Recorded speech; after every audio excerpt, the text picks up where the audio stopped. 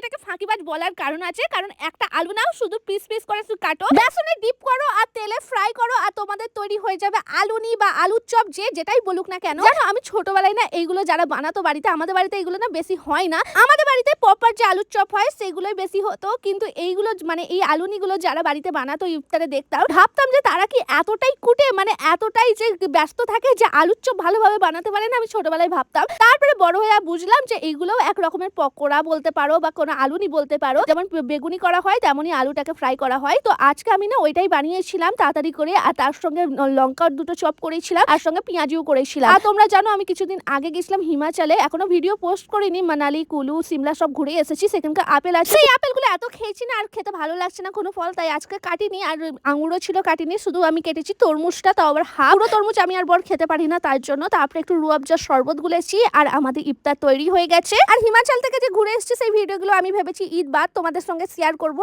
ঈদের দিনগুলো আমি কটা ইফতারের ভিডিও যেগুলো করছি বা ঈদের ভিডিও তোমাদের সঙ্গে শেয়ার করবো।